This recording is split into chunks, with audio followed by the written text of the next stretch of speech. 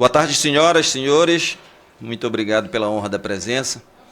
Declaro aberta a presente reunião de audiência pública da Comissão de Desenvolvimento Urbano.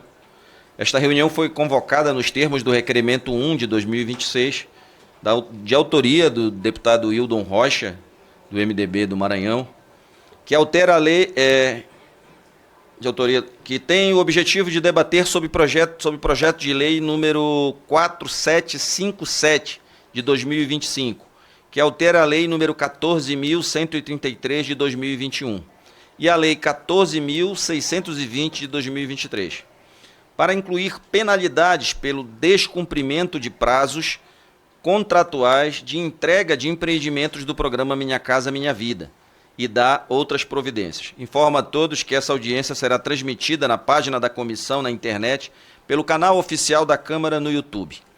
Muito obrigado, espero que seja um debate enriquecedor. O deputado Hildon, a todo momento, tem sido uma figura ativa e presente nos debates desta comissão. É uma figura indispensável na discussão das matérias atribuídas a esta comissão, e com certeza nós vamos sair daqui com um bom entendimento e com a solução de qualquer tipo de entrave que possa ocorrer para que o programa se instale de maneira efetiva. Quero cumprimentar aqui a todos os participantes, ao querido Jordan, representando aqui a CNM, seja muito bem-vindo a esta casa, e aos demais participantes. Neste momento eu passo a presidência dos trabalhos ao deputado Hildon Rocha. Aqui é o rito seu. Vai passar para cá, né? Vou ficar um pouquinho aqui.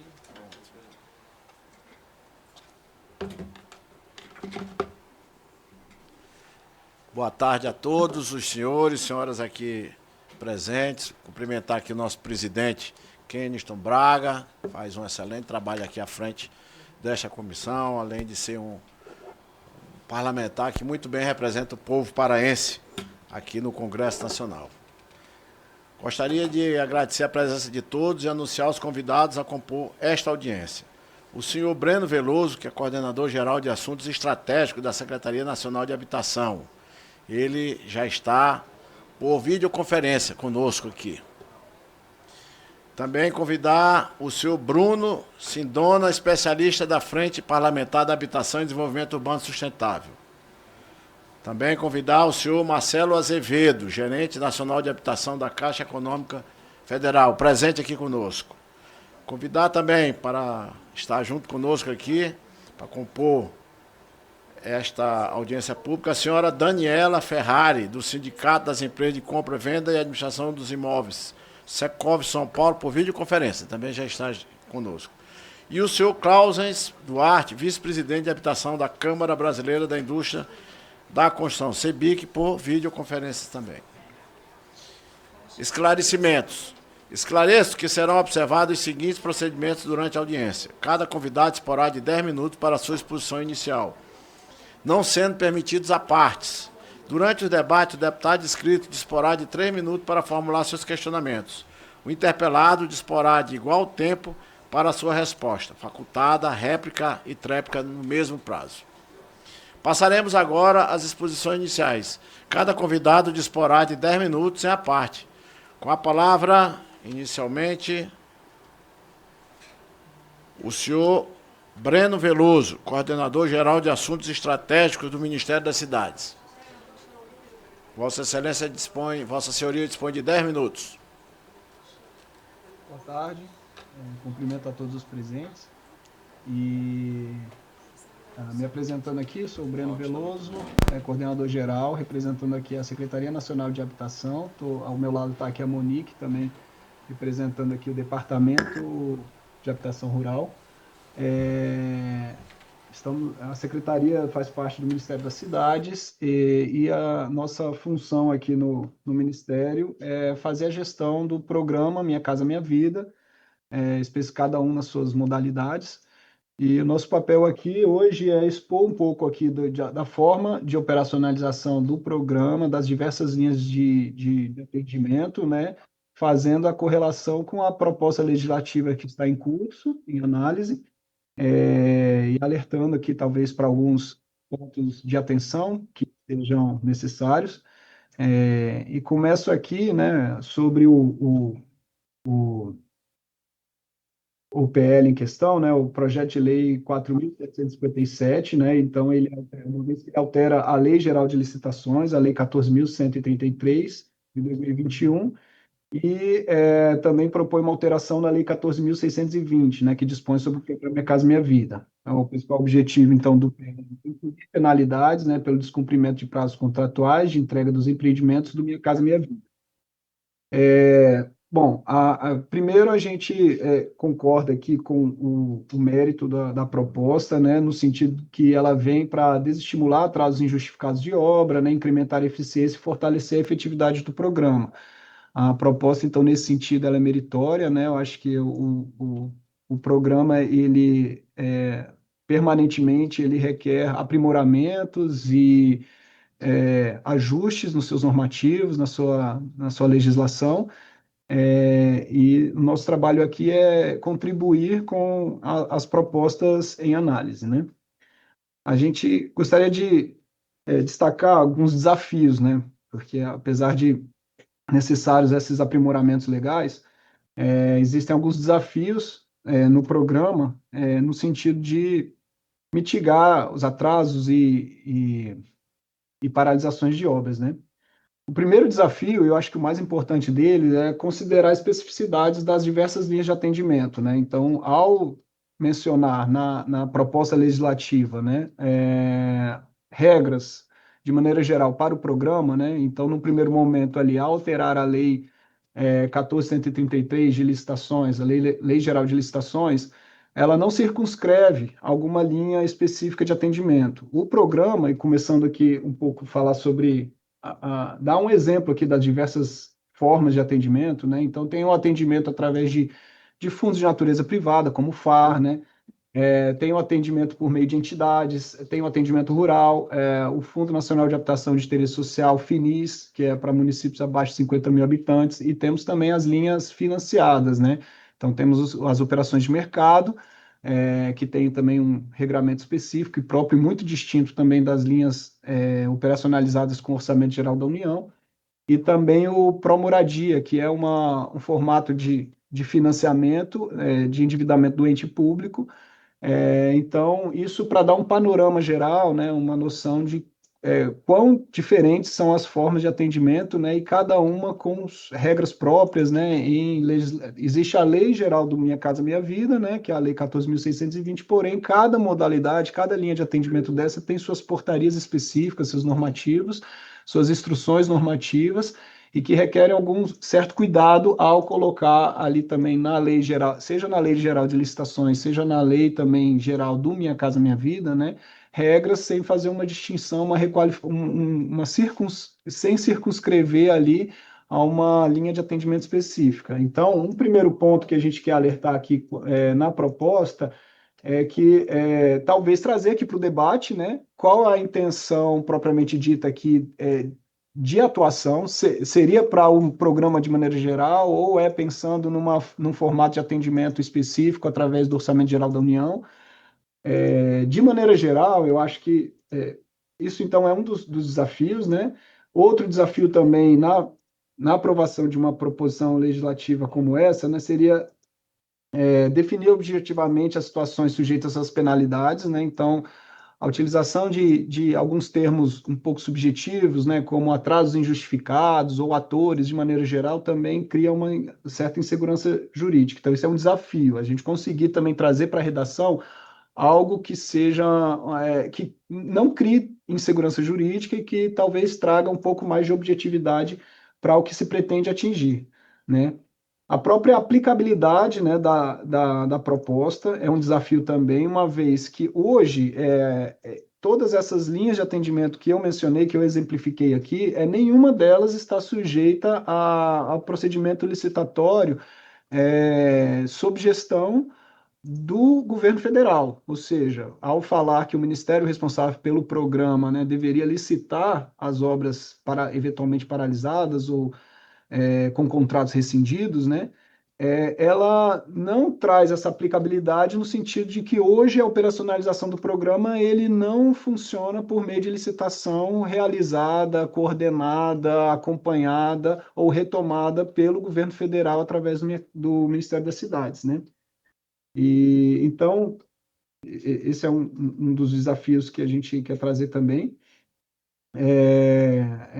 O desafio aqui também é não criar esse risco jurídico de interpretação equivocada do que se pretende, como eu já disse, aderência com a capacidade operacional da administração pública. Então, uma vez que também seja aprovado algo que impute ao governo federal ou ao seu ministério, a essa secretaria, né, obrigações no sentido de acompanhar processos licitatórios ou até julgar situações de atrasos injustificados e situações como essa que com certeza também trarão recursos, pedidos de revisão de decisões, enfim, isso também cria obrigações que muitas vezes podem estar descasadas com a capacidade operacional dessa administração pública, né?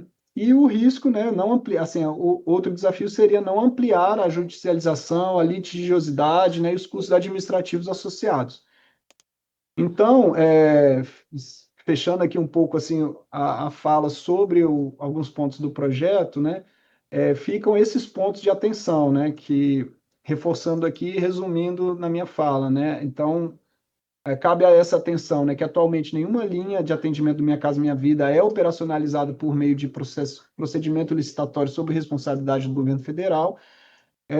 A gente também quer alertar para o risco também de interpretações futuras, uma vez que fica mencionado o nome do Minha Casa Minha Vida na Lei Geral de Licitações, que hoje não tem aplicabilidade, né, na maior parte das linhas de atendimento, né, tem algumas formas específicas de atendimento que requerem a licitação, mas é uma licitação feita pelo ente público local, né? No caso do FINIS, né, que é o Fundo Nacional de Habitação de Interesse Social, tem um repasse de recurso para o ente público local e que este sim precisa licitar, mas é uma licitação que não fica a cargo do governo federal, não fica sob a responsabilidade, e também o Promoradia, né, que é o financiamento do ente público, e esse ente, seja municipal ou estadual, ao tomar esse empréstimo, né, esse endividamento, ele precisa fazer a licitação, mas, mais uma vez, né, a exemplo do FINIS, ele não é um procedimento que fica a cargo do ente público local.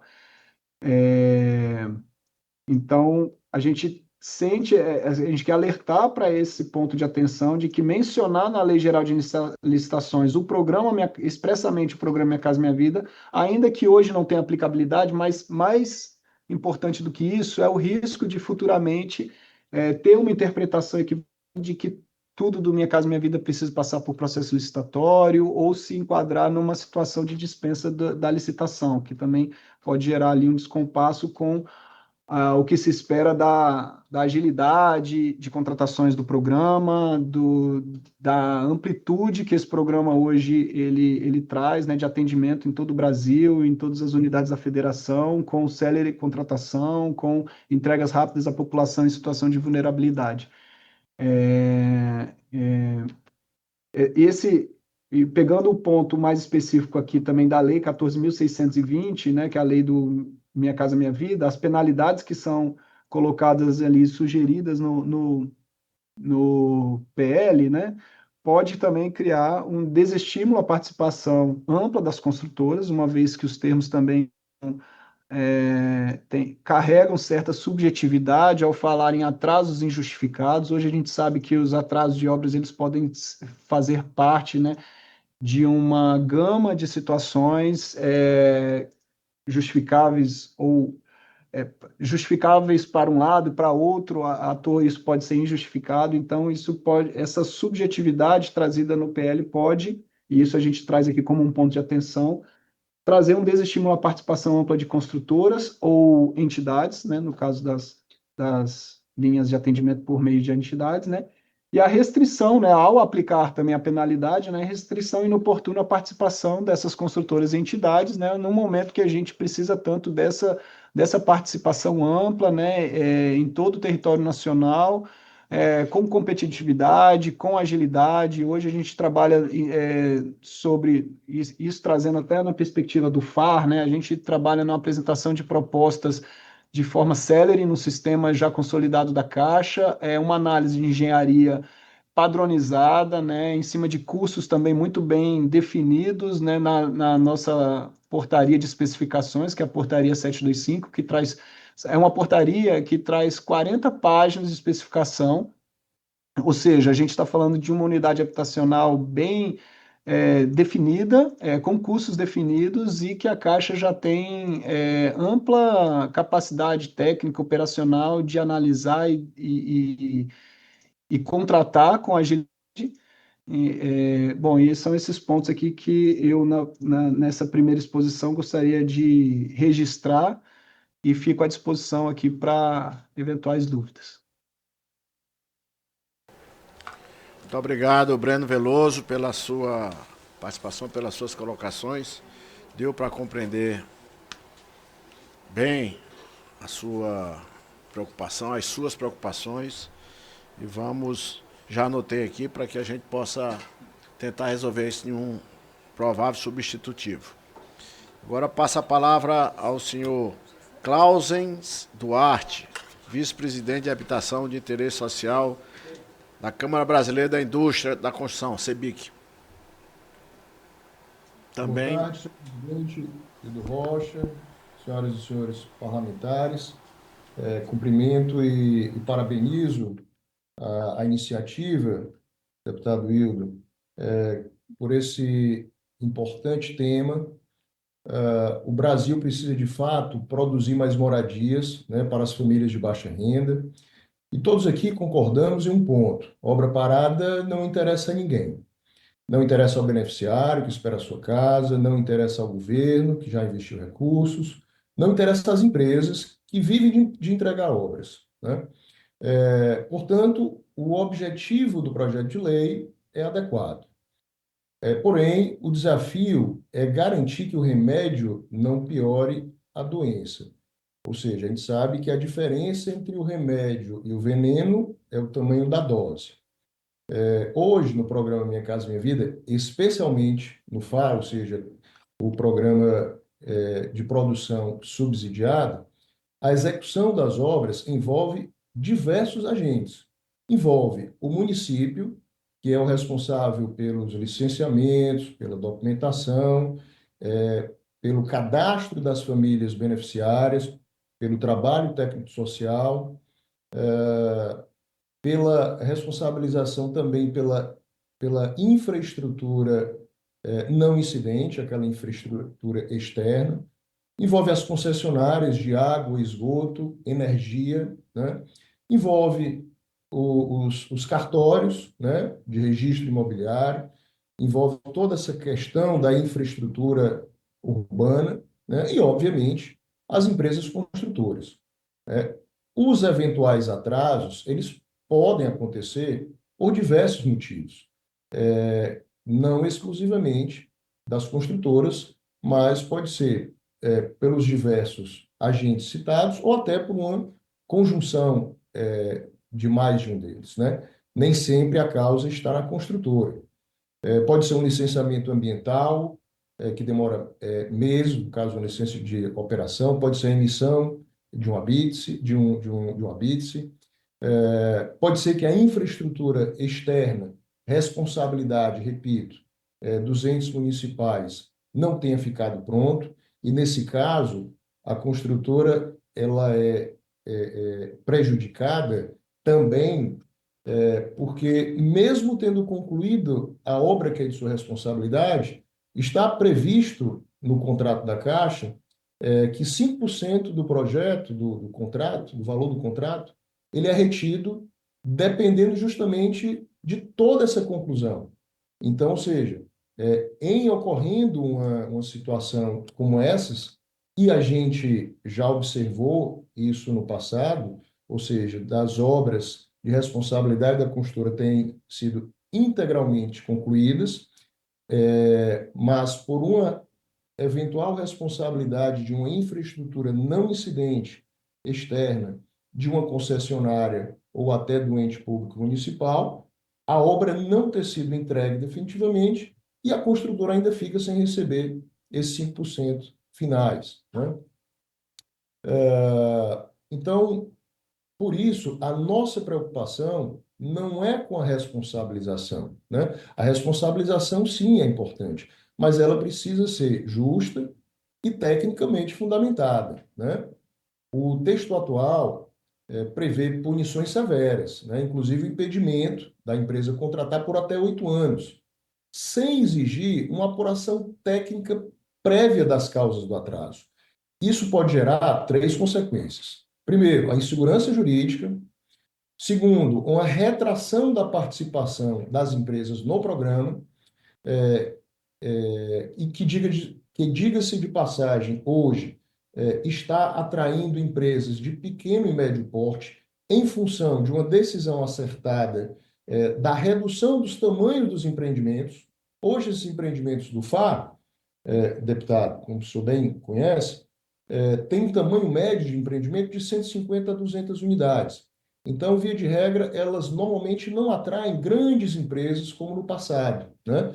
Isso está alinhado com uma das diretrizes da Lei 14.620, que institui o programa Minha Casa Minha Vida, que é justamente a pluralidade do programa, ao atrair empresas dos mais diversos tamanhos e nas mais diversas localidades. Então, esse tipo de possível penalização, ele pode gerar uma retração, ou seja, uma falta de atratividade por parte dessas empresas que têm receio desse excesso de rigor e dessa subjetividade dessas eventuais imputações de culpa, né? Quem paga essa conta hoje é o próprio programa habitacional, né? Além disso, o FAR hoje já possui mecanismos robustos de controle, né? Já existem nos contratos atuais multas contratuais, retenção de parcelas, como acabei de citar, e o seguro garantia que garante que, em caso de eventuais paralisações, esse seguro pode ser acionado para que outra empresa seja rapidamente colocada sem a necessidade de uma relicitação. E aí é outro ponto também que a gente reforça sobre isso, porque o projeto de lei menciona uma exigência de uma relicitação e num prazo de 60 dias. E aí entra a nossa sugestão em primeiro. Hoje no programa não há a previsão de licitação, né? A legislação ela prevê uma outra metodologia em que as empresas apresentam seus projetos para a Caixa Econômica e a mesma analisa tais projetos conforme todo o rigor que todos conhecem da Caixa Econômica, com preços balizados, conforme o SINAP, que é a tabela nacional desenvolvida pelo IBGE e pela Caixa Econômica, né? Mas, repito, não há essa previsão de licitação. E o receio que a gente tem de incluir essa previsão de licitação causa um receio de que isso possa contribuir para um atraso ainda maior em eventuais paralisações, porque todos nós sabemos dos problemas nacionais que envolvem toda essa questão da licitação, com os vários riscos e vários problemas de prazo que envolvem essa modalidade, né? Então, a proposta da CEBIC, ela é simples e objetiva. Precisamos qualificar a responsabilização, né? Ou seja, a responsabilização apenas quando houver, de fato, culpa comprovada. Uma segunda proposta, um relatório técnico obrigatório para apurar as causas do atraso, né? Para realmente apontar quem dos diversos agentes contribuiu para esse eventual atraso, né? E terceiro, penalidades proporcionais a cada tipo de problema, né?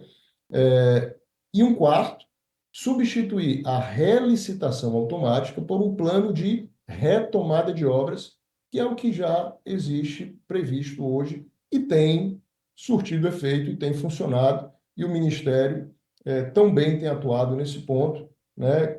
Prova é tanta que, na atual gestão, todas as obras paralisadas do programa já foram retomadas e estão já, boa parte aí, em fase de entregas, né?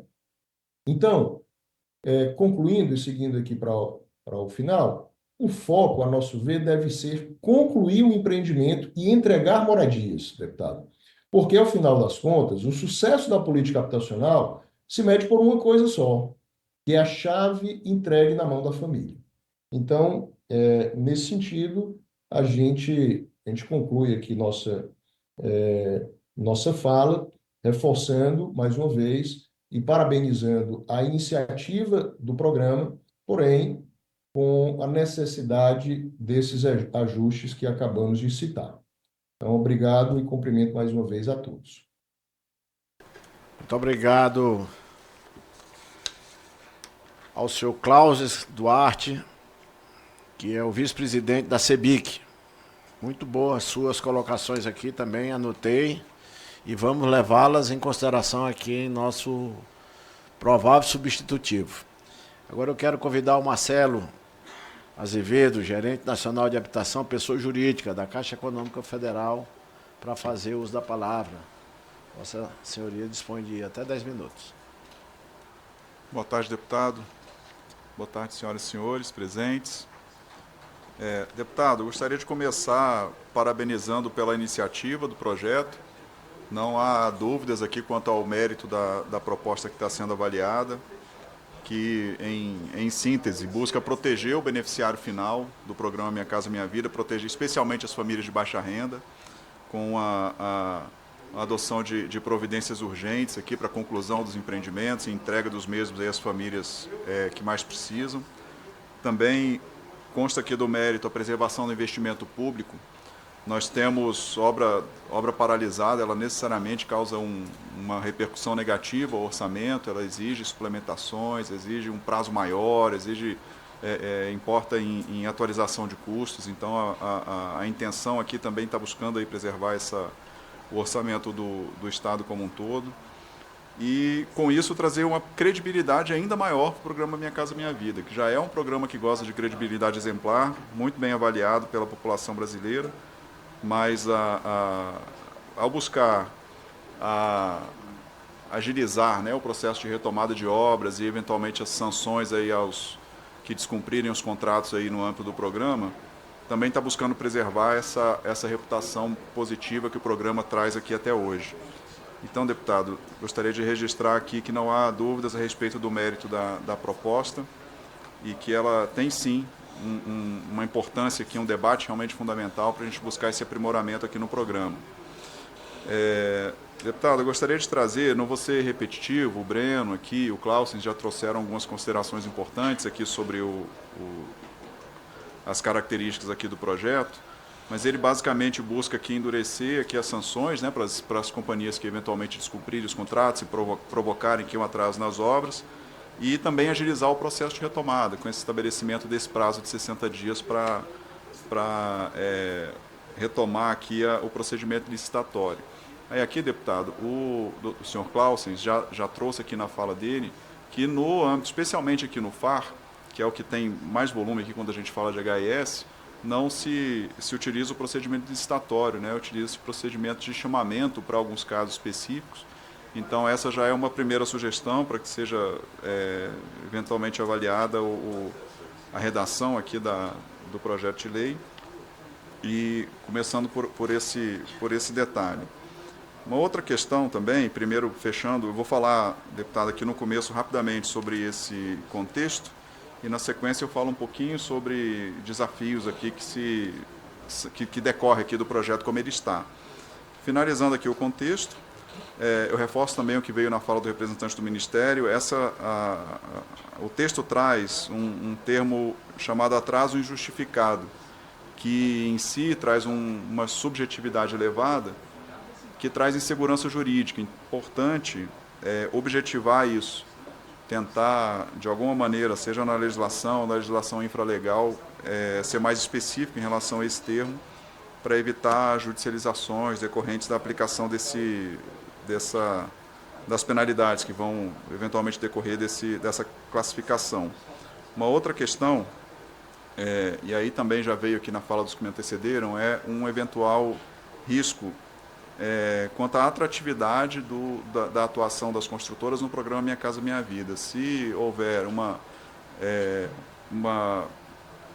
desproporção em relação ao que ela efetivamente der causa e a penalidade que ela eventualmente for determinada a ela, isso pode fazer com que as companhias que operam no programa avaliem e reavaliem sua atuação em empreendimentos dessa natureza.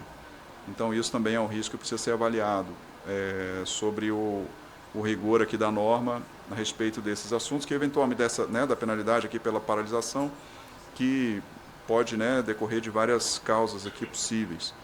E aí, por último, aqui no contexto, deputado, eu trago essa questão do que está trazendo aqui, dos atores aqui, aí eu falo especificamente da Caixa, em cumprir esse prazo de 60 dias para retomar, para recontratar aqui a conclusão dos empreendimentos.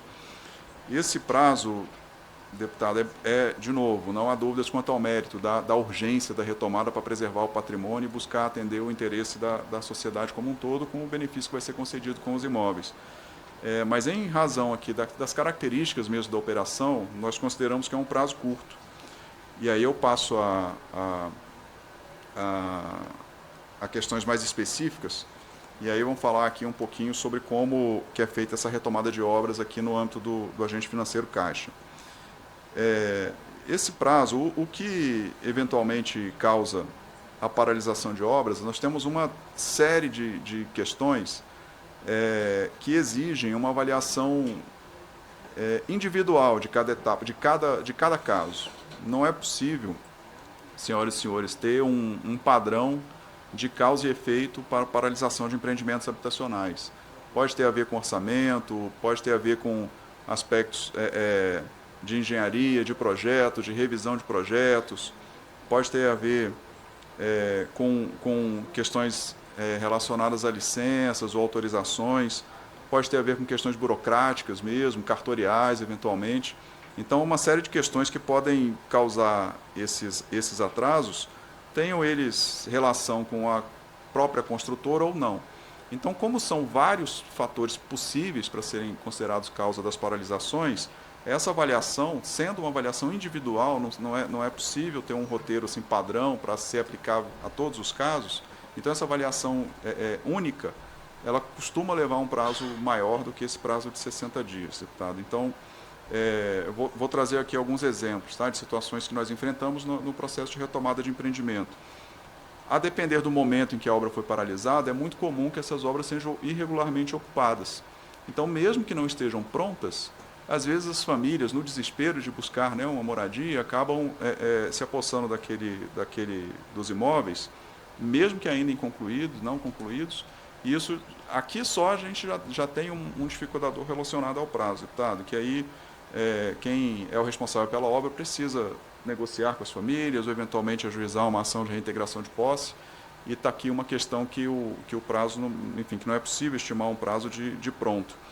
Outra questão que também eventualmente é encontrada é um próprio litígio com a construtora que está tendo o contrato rescindido. Nem sempre essa rescisão é feita de comum acordo. Às vezes a construtora discorda, apesar da Caixa ou de outros órgãos considerarem uma impossibilidade de prosseguimento com aquela companhia, ela pode eventualmente discordar e eventualmente não desocupar o canteiro, dificultar o repasse o encerramento, a rescisão contratual, para que seja feita uma nova contratação para concluir o empreendimento. Então, esses litígios também podem acontecer e isso também impacta no prazo, deputado, de uma recontratação.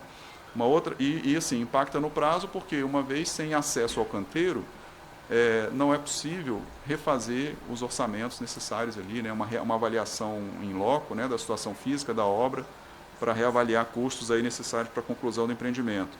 Uma outra situação comum e que decorre do aprimoramento da regulamentação como um todo é uma alteração, isso também acontece com frequência na regulamentação feita pelas concessionárias.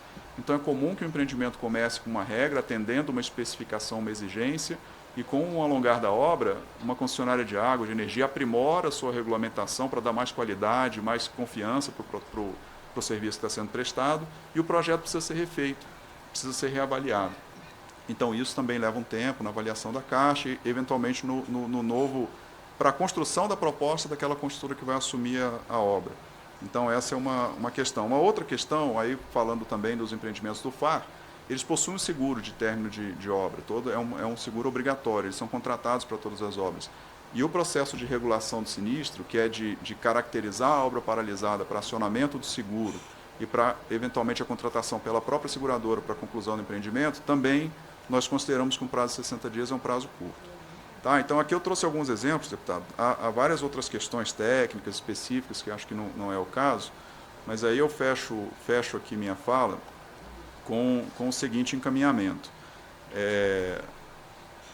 Não há dúvida sobre o mérito, fundamental, e parabenizo novamente o senhor como relator do projeto por acompanhar e cuidar desse assunto em benefício da população. E minha sugestão é que, aqui como está, ele traz que o prazo de 60 dias é contado a partir da rescisão do contrato anterior. Então, talvez possamos avançar, e a Caixa está à disposição para apoiar no debate, senhor deputado, em termos um outro marco. Talvez um prazo de 60 dias, a partir do momento em que não há mais impedimento para a assinatura do contrato, em que essas questões burocráticas, técnicas tenham sido superadas. Aí sim, não havendo obstáculos relevantes, aí um prazo, né, a Caixa pode ajudar a construir o que seria um prazo relevante, sempre com um olhar meritório aqui do processo de acelerar a retomada e a entrega das unidades. Estou à disposição, deputado, para atender aqui. Muito obrigado pela sua participação. Agradeço muito Marcelo Azevedo, aqui representando a Caixa Econômica Federal. Ele que é atualmente gerente nacional de habitação, pessoa jurídica. Quero convidar agora para fazer o uso da palavra, para tratar sobre o tema dessa audiência, a senhora Daniela Ferrari, representando aqui o Sindicato das Empresas de Compra, Venda e Administração dos Imóveis, Secov São Paulo, por videoconferência. Boa tarde. Boa tarde, deputado Hildo, boa tarde a todos, colegas. Então, também gostaria de agradecer aqui a abertura ao diálogo dessa audiência, a matéria super relevante. Eu estou representando aqui o Secov São Paulo, a Casa do Mercado Imobiliário. A gente tem aqui em São Paulo uma produção pujante de habitação de interesse social. Hoje representa algo como 40% do Minha Casa Minha Vida, a produção brasileira. Então, temos muitas construtoras, muitos municípios, uma produção bastante pulverizada do Minha Casa Minha Vida. Então, o que eu gostaria de destacar, primeiro, quanto ao mérito, a gente também concorda que é super relevante o debate. A gente tem que garantir, as incorporadoras, as construtoras só vivem da imagem delas perante os clientes, então a gente tem que garantir prazo, a gente tem que garantir qualidade, a gente tem que garantir essa confiança do consumidor na construtora e no prazo que a gente se compromete com eles. Então, para a gente o assunto é super relevante. Eu gostaria de relembrar que todo incorporador, todo construtor, ele também se baseia, além das leis aqui do Minha Casa Minha Vida, na lei de incorporações, a lei 4591 de 64, é uma lei beabá para nós aqui, todos os incorporadores, e nela a gente já tem o mecanismo ali da prorrogação do prazo máximo, que cada incorporador tem que respeitar, de no máximo 180 dias, descrevendo ali quais são os excludentes, o que pode ser considerado ou não como atraso ali justificado e injustificado. Então, pode se tornar uma base até de complemento, de consulta para a formulação dessa proposta do PL 4757.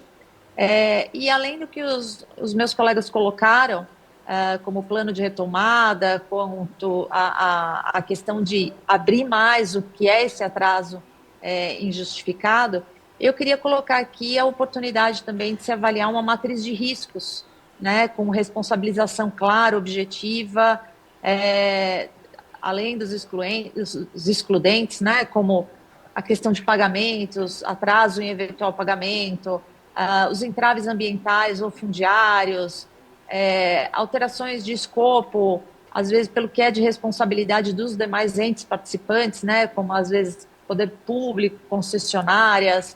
Hoje a gente tem vivido também situações de eventos climáticos, A gente tem vivido crises inflacionárias, como foi no momento da Covid, relembrando aqui que a gente teve uma reorganização toda na cadeia de suprimentos global, que impactou o fornecimento de materiais, principalmente daqueles importados. Então, às vezes acontecem situações e essa matriz de riscos ajudaria na questão da responsabilização que a gente acha que é devida e é correta.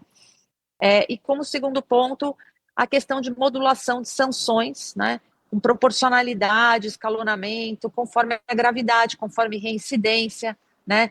A gente sabe que tem situações de atraso, tem situação de paralisação, tem situação de abandono. À medida que essas coisas aconteçam, elas têm que ter uma proporcionalidade também, um escalonamento na questão de penalizações. Eu acho que são esses os principais pontos que eu poderia agregar para não ficar redundante aqui, mas a gente concorda com o aperfeiçoamento desse regramento e realmente acho que os pontos mais importantes aí de matriz de riscos e de modulação já foram debatidos aqui. Agradeço aí. Obrigada.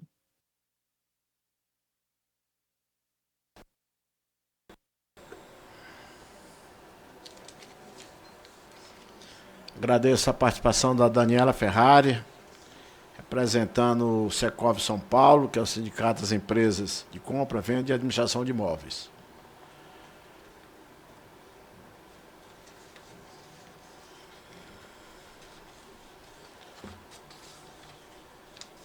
O deputado Eli Borges esteve aqui agora há pouco, acompanhou uma parte da exposição dos senhores e disse que estava muito satisfeito com a apresentação de todos. Está faltando aqui ainda o Bruno Sindona, já está? Então tá bom.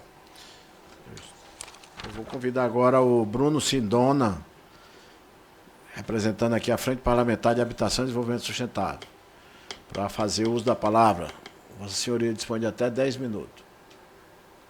Boa tarde a todos, obrigado pela oportunidade. Eu tenho o privilégio de representar a Frente Parlamentar de Habitação através do Instituto das Cidades e também da minha cadeira de empreendedor imobiliário e construtor. Acho que é muito válida toda e qualquer iniciativa que combata as obras paralisadas, que combata esse abandono que a gente tem visto em alguns municípios, as licitações vazias. Mas o momento pede muita calma e muita parcimônia. Raramente uma empresa, uma construtora abandona um canteiro por vontade própria. Às vezes podem haver má fé, mas eu garanto que é minoria no setor. A gente vive uma crise inflacionária muito forte, que já vem de muito tempo, e uma crise de escassez de mão de obra que vem sendo noticiada amplamente há também muito tempo. E mais do que isso, a gente vive hoje a realidade de um programa que, apesar de muito vitorioso, se manteve natimorto aí nos últimos anos. Ele retoma agora. Muitas empresas perderam sua estrutura, muitas empresas sumiram, muitos players do mercado se tornaram players de outro mercado, e a gente tem que olhar com muito critério para tudo que vai ser feito a partir de agora. Talvez a gente trazer processos que burocratize não seja a melhor saída para nós, mas isso não quer dizer que a gente tenha que passar a mão na cabeça de quem não entrega a obra ou ser condescendente com prefeituras que fizeram má gestão desde a escolha do terreno, etc, etc, etc. Eu somo a minha voz à voz do Secov quando a gente fala a respeito de matriz de risco, né? Invariavelmente, os riscos estão sempre na mão dos construtores / incorporadores, e eles não têm a capacidade e nem o poder para alterar a matriz desses riscos, sejam os riscos burocráticos, sejam os riscos de infraestrutura, como, por exemplo, eu opero muito mais em São Paulo, a gente tem uma dificuldade enorme com o Enel e com coisas assim, a gente tem uma dificuldade enorme com o Sabesp, e essa é uma realidade nacional, não é uma realidade local.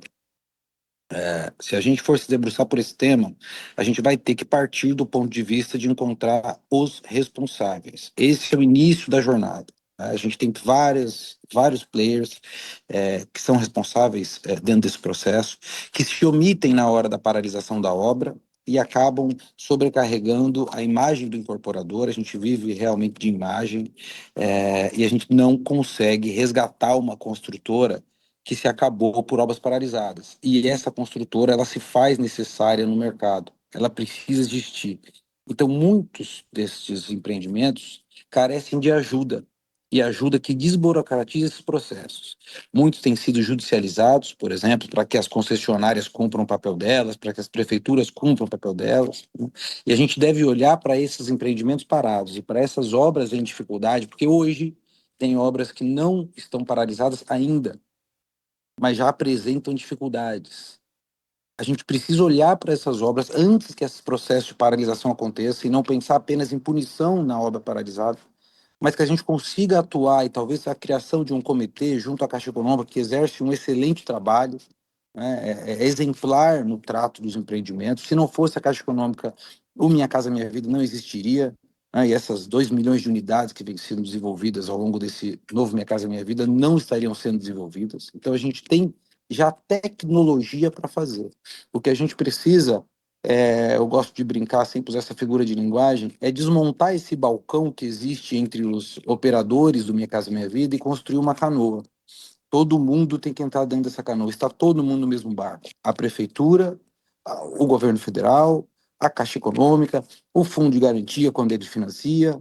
E a gente precisa começar a olhar para o destrave burocrático disso. Não criar mais uma etapa burocrática que vai fragilizar o sistema. Hoje é muito difícil já encontrar players interessados em desenvolver Minha Casa Minha Vida faixa 1. É muito difícil encontrar players que tenham saúde financeira para desenvolvê-los, porque eles vêm de obras sucessivas, debilitados, debilitados, debilitados, e acabam tendo dificuldade no final. Quando a gente joga isso no plano do canteiro, e a gente vê o quanto mudou o canteiro de obras hoje, é muito difícil você convencer um rapaz hoje a trabalhar no canteiro de obras desindustrializado e não deixar o canteiro para ir para uma Uber, para ir para um iFood. A gente está vivendo uma crise.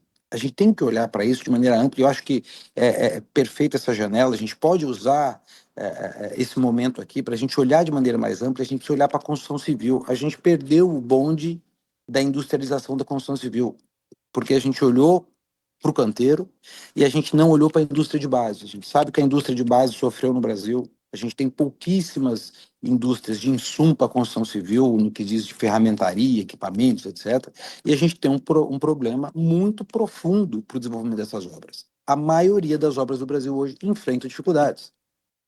Alto, médio, baixo padrão, quanto mais do Minha Casa Minha Vida. O Minha Casa Minha Vida já tem um problema de correção de valores, quer dizer, fechar a conta de um faixa 1 hoje é muito difícil, sem uma verba suplementar dos estados e dos municípios. Encontrar terrenos que reduzam o custo dessa obra está cada vez mais difícil, os terrenos são cada vez mais complexos, com fundações, com terraplanagens cada vez mais difíceis. As contas não fecham e se fecharem são muito apertadas. Qualquer solavanco dificulta muito a vida do construtor, né? Eu tendo a acreditar que quem um dia acorda de manhã cedo e fala vou construir um empreendimento, vou propor isso para a prefeitura, ou vou participar de uma licitação, tende a ser uma boa pessoa. Ele não é um cara que acorda de manhã e fala vou ali quebrar um empreendimento, vou ali deixar 200 famílias sem casa, né? A gente não está tratando disso, mas é um segmento que passa por dificuldades macroeconômicas e tem desafios micro-regionais. A gente tem o desafio do alvará, a gente tem o desafio, né?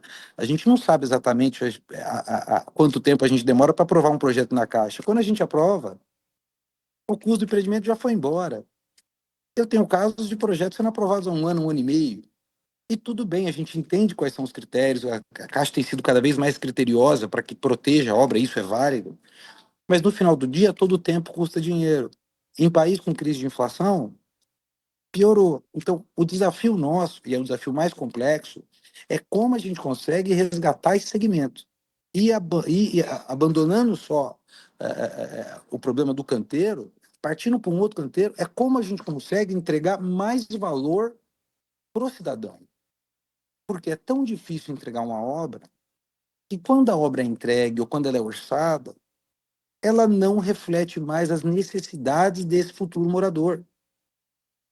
Mesmo que ela tenha sido entregue, ela é entregue numa condição que não satisfaz o sonho da casa própria, não satisfaz a alegria da criança, não satisfaz o orgulho da mãe, aquela autoestima. Então, se a gente não ampliar essa discussão para o problema da casa própria, o problema da habitação nacional, e todos se entenderem como agentes propositivos dessa solução, sem tentar achar culpado, a gente vê no próprio caso das obras que acharam o culpado, né? Vamos dizer que tem expulsado da construtora, que a seguradora assumiu o sinistro, etc.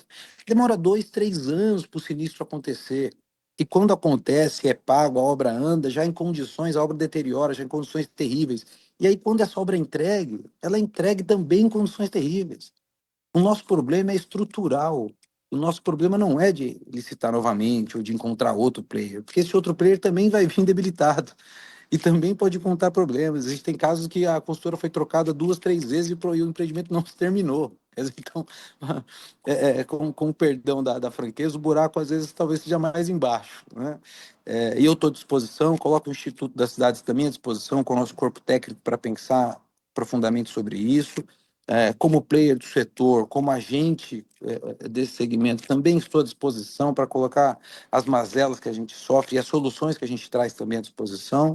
E o que depender da Frente Parlamentar de Habitação, estaremos também todos à disposição para construir uma solução habitacional para o Brasil. Muito obrigado, obrigado pelo espaço e boa sorte para nós que militamos nesse caminho.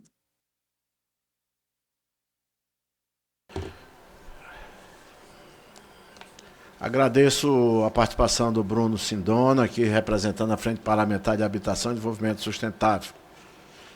Trouxe grandes e importantes contribuições.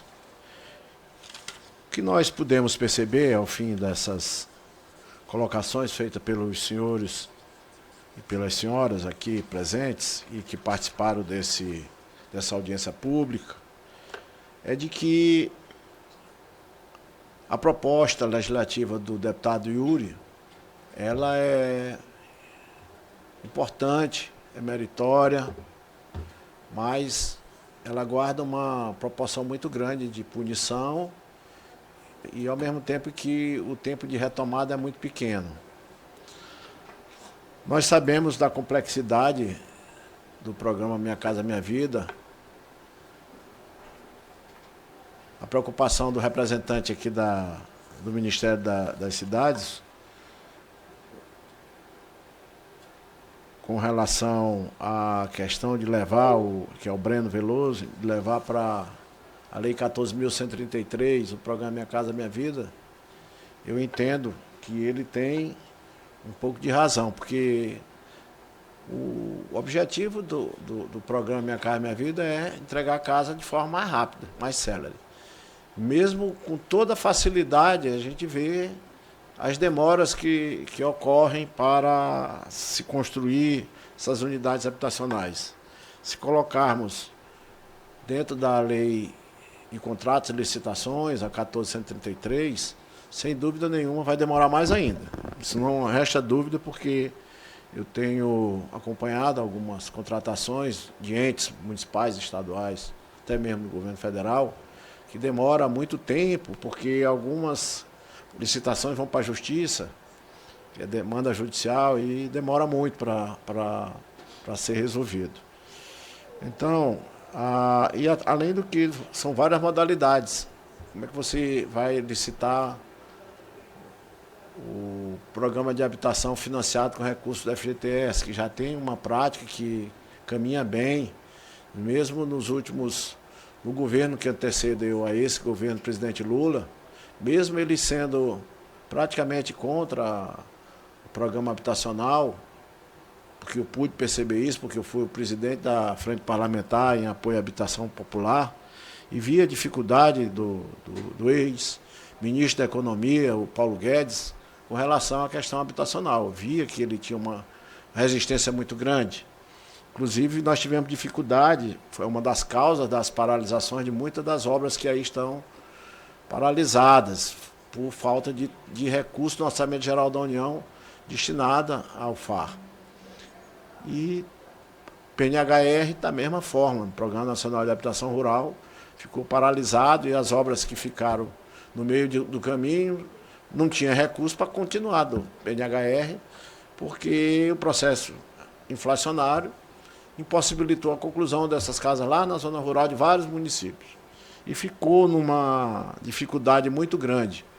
A própria Caixa Econômica, com relação a boa parte dessas modalidades de programa, estava já meio que desestruturada, porque não estava rodando os programas em alguma modalidade, e a Caixa foi dispensando as pessoas. Logicamente que não havia necessidade de muitos profissionais ali dentro sem ter serviço, sem ter trabalho para eles. E a retomada demorou um pouco, lógico, a gente compreende isso. A Caixa Econômica tem uma experiência muito grande em habitação popular, tanto é que do FGTS não tem tido problema, porque tem uma continuidade. Mas os outros programas que paralisaram têm sempre essa dificuldade.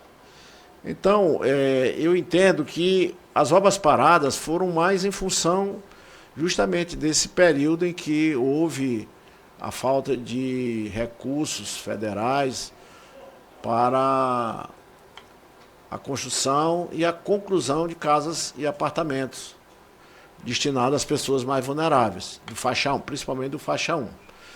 Faixa 2 não temos problema, né? Não temos problema faixa 2, faixa 3, não existe. Não existe problema, que é financiado pelo FGTS. Então, a proposta do deputado Yuri, ele leva em consideração muito o passado, não o presente. E nós não podemos legislar apenas com a realidade do passado, mas nós temos que legislar com vista ao presente e ao futuro. Nós entendemos que hoje existe um projeto de governo em que há boa vontade do presidente da República, do presidente em construir casas, em concluir e entregar casas e apartamentos. Então, o que não tem faltado é recursos do Orçamento Geral da União, não tem faltado. A gente tem percebido isso, que não falta recurso. Então, não há nenhuma, acredito que não há nenhuma paralisação das obras contratadas a partir de 2023. Foi quando iniciou esse novo governo. Eu penso que as obras paralisadas que existem, tanto através da Caixa Econômica Federal e o Banco do Brasil também, que atuou muito com Minha Casa Minha Vida, sejam de contratos anteriores a 2023. Eu mesmo conheço o Marcelo falando aqui ainda agora sobre essas retomadas, as paralisações. Tem um empreendimento lá em São Luís do Maranhão, que eu também fui secretário das cidades e toquei um projeto de transferência de palafitados para habitações dignas. E nós adquirimos, foi eu que adquiri um terreno, que é o Piancó 2, lá em São Luís, para justamente morar essas pessoas. E eu fui secretário até 2014. Então já tem mais de 10 anos. Esse terreno foi comprado na época que eu era o secretário, foi contratado Minha Casa Minha Vida para justamente acomodar essas pessoas. E essas pessoas nunca tiveram o prazer de habitar o seu apartamento. Ficaram apenas no sonho. Até hoje eles vivem de aluguel social pago pelo Estado. Porque o empreendimento paralisou, deu uma paralisada, e no que paralisou um pouco, invadiram. Aí foi um processo de desocupação, todo o processo, e aí foram concluir os apartamentos. Os apartamentos estão sendo concluídos, reinvade novamente. Então, é uma complicação que na matriz de risco não tem isso, né? Quem vai imaginar que um empreendimento desse vai ser ocupado assim pelo menos uma vez já é difícil a gente imaginar isso, mas imagina 2 vezes. Então não tem quem consiga adivinhar e planejar para que esses apartamentos, essas casas sejam entregues. Então eu vou levar tudo isso que os senhores e as senhoras aqui apresentaram para o nosso substitutivo.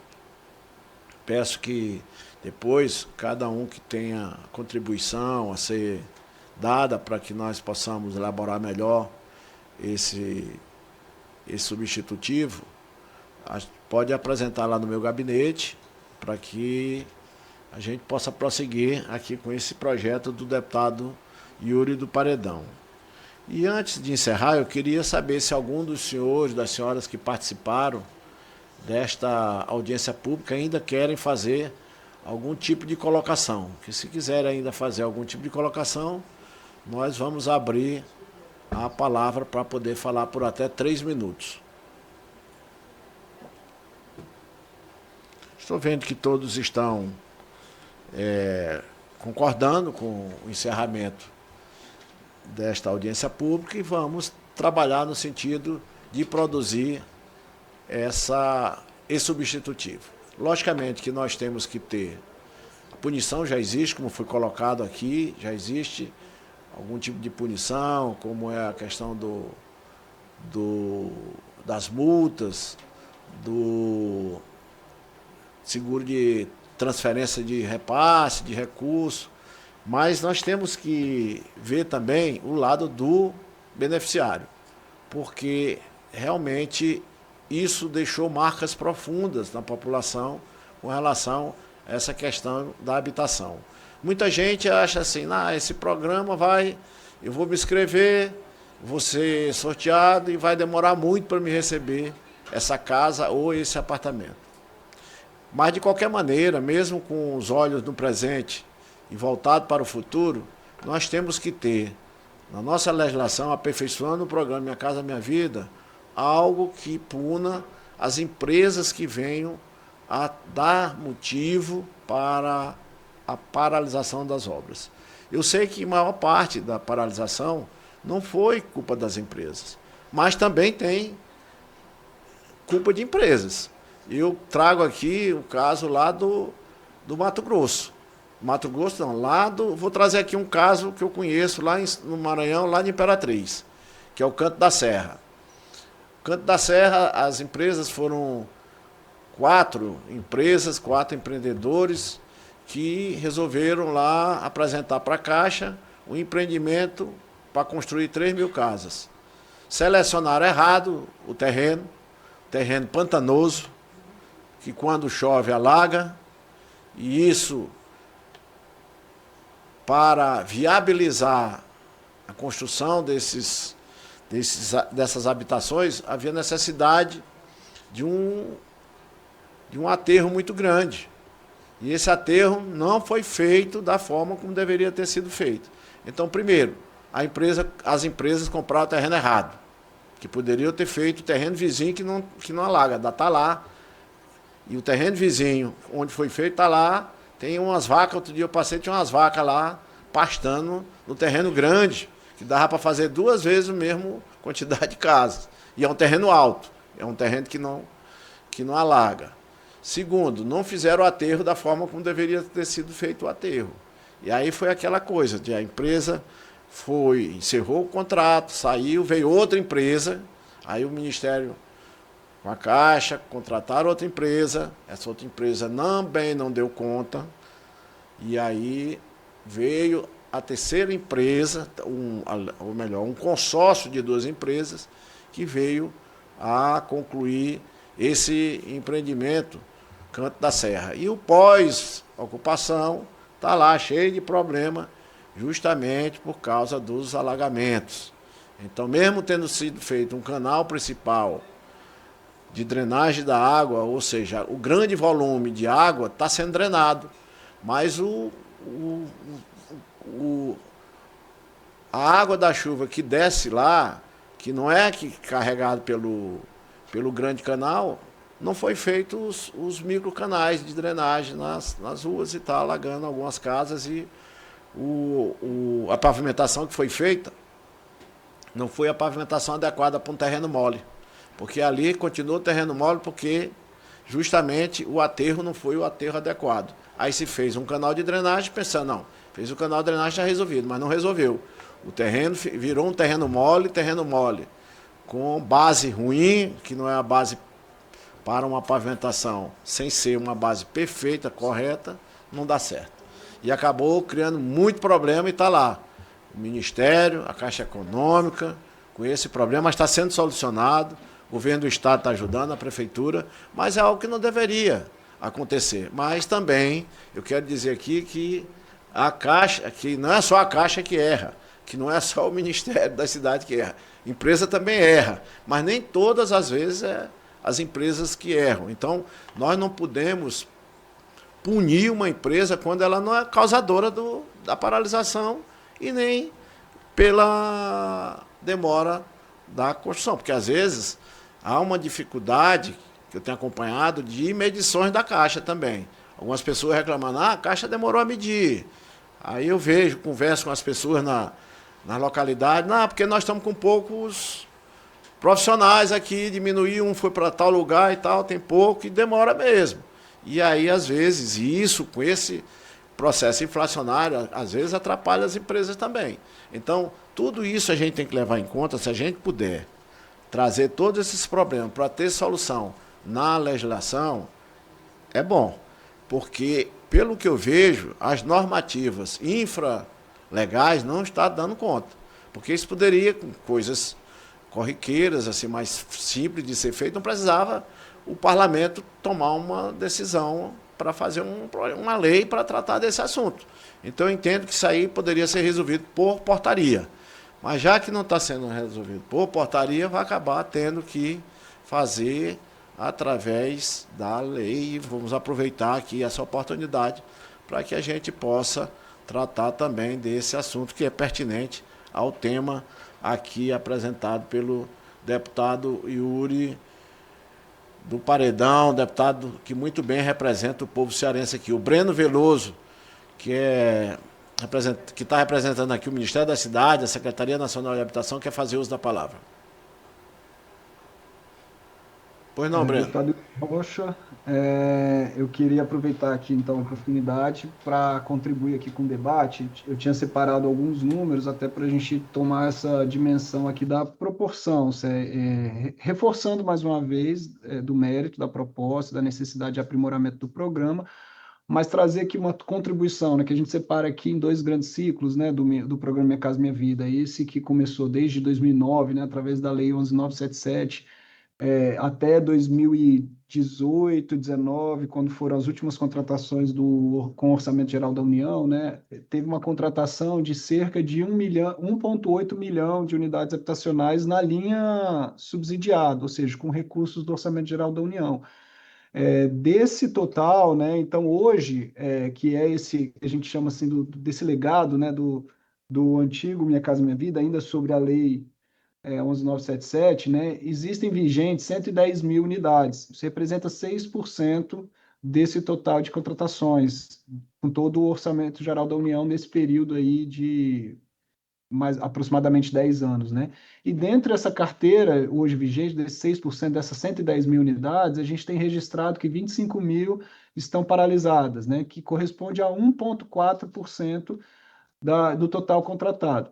A gente sabe, concorda, que o número absoluto ali, seja de unidades ainda vigentes de 10 anos atrás, seja desse número de paralisados, 25 mil unidades ainda paralisadas, é um número alto, né? A gente não se orgulha de um programa habitacional ainda ter 25 mil unidades paralisadas. Porém, a gente queria só registrar apenas assim, que o programa ele também trouxe muitos benefícios, né? Um número muito expressivo de unidades contratadas e efetivamente entregues para a população. A gente sabe que toda política pública ela tem também uma margem ali de insucesso, ali de alguma coisa que precisa ser aprimorada, e trazendo que para esse novo ciclo de contratações, né, o programa foi reestruturado a partir de 2023, né, com o novo governo Lula, e nesse sentido os normativos, as portarias, então essa normatização infralegal que veio junto com a lei do Minha Casa Minha Vida, ela pensou justamente em mitigar esses problemas de paralisação, de atrasos, dificuldades. E eu queria destacar dois exemplos aqui desses aprimoramentos, que Primeiro, os empreendimentos hoje, eles estão limitados a um porte muito menor do que foi no passado, então isso facilita a gestão, a análise dos projetos e a condução das obras, e a própria capacidade da construtora de levar aquela obra até o final, sem nenhum percalço no meio do caminho. A gente reduz o tempo de construção, então essa limitação dos empreendimentos de menor porte. E outro destaque aqui, muito importante, que a gente percebe e vê isso com uma boa perspectiva para reduzir as paralisações, é a exigência de uma melhor inserção urbana dos terrenos. Hoje a gente tem uma exigência de os terrenos hoje serem área urbana efetivamente, conclusivamente ali consolidadas já, né? Então dentro da área urbana, com acesso a equipamentos públicos e infraestrutura. Isso também mitiga aquelas situações em que muitas obras paralisaram ali por ausência de uma infraestrutura que ficou sobre a responsabilidade do ente público local, da prefeitura, do governo do estado, de levar até lá e não levou, e aí aquela obra paralisou, ou necessidade de ajuste de projeto porque a infra não chegou e precisou fazer uma estação de tratamento, uma elevatória que não estava prevista. Então, mais uma vez, aquela portaria de 725 de especificações, que hoje a gente trata em mais de 40 páginas de portaria, ela traz melhorias qualitativas das exigências construtivas e de inserção urbana, que a gente tem uma boa perspectiva hoje, como o próprio deputado já mencionou, né? Essa nova carteira, a gente não temos nada paralisado e a perspectiva é que sejam entregues em prazo menor de execução e sem situações como essa de paralisação. Muito obrigado pela sua participação, Breno. Eu também não tenho notícia de nenhuma obra paralisada dessas contratadas a partir de 2023. Então, estão a pleno vapor. O presidente Lula prioriza a habitação popular. O ministro Jader trabalha com sua equipe muito bem, fazendo com que os contratos ocorram no mais rápido possível, e as construtoras que têm sido selecionadas pela Caixa Econômica são construtoras boas. Embora as grandes, né, não estão mais trabalhando por causa da pequena quantidade de unidades por empreendimento, no máximo parece que é 450 ou 350, uma coisa assim, chegando no máximo 700, né, quando é conjugada duas, mas é em função dos equipamentos públicos. Então eu entendo até que o aprimoramento melhorou muito a qualidade de vida para a população que vai residir nesses habitacionais. Com relação à questão do terreno, realmente alguém falou aqui da dificuldade do terreno, porque os terrenos bons já construíram, e os terrenos bons que ainda existem é muito caro. Então, a dificuldade realmente, algumas cidades, para se conseguir o terreno bom para construir esses empreendimentos, está muito raro mesmo. Então, aqueles que têm o terreno já facilita, que algumas construtoras já têm aí uma grande quantidade de reserva de terreno. Eles já, pensando no futuro, eles foram comprando. Esses ainda vão se manter no mercado, porque esses conseguiram olhar para frente e ver que iria faltar terreno para construir habitações dentro do ambiente urbano consolidado. Então, essas construtoras vão se dar de bem no programa Minha Casa Minha Vida. Agora, aqueles que não se preocuparem em fazer estoque de terreno, esses não têm espaço mais no mercado. Então, o representante da Confederação Nacional de Municípios, é o Jordan Ferreira, que quer fazer uso da palavra. Vou lhe conceder 3 minutos. Tá ligado? Oi. Boa tarde a todos e a todos. É só um comentário mesmo, que esse é um assunto de extrema importância para nós lá do CNM. Eu estou falando em nome do presidente lá da Confederação Nacional de Municípios, né, o senhor Paulo Ziukowski, e só trazer aqui que esse é um assunto que a gente acompanha muito de perto, porque a gente sabe que o ônus, né, das obras paralisadas, ele cai muito fortemente no poder municipal, né, invariavelmente, a população vai bater na porta da prefeitura, né, independente do motivo.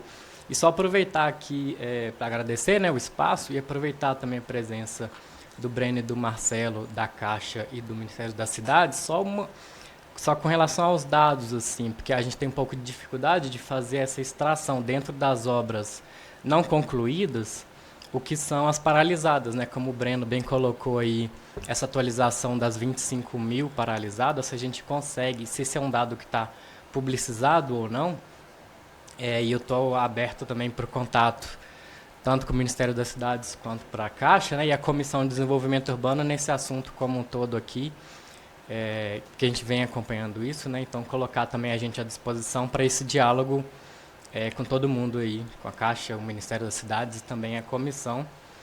E o do Rocha acompanha com a gente lá também, e é isso. Obrigado. Eu tenho para mim que a sua colocação foi excelente, viu, Jordan? Obrigado pela sua participação.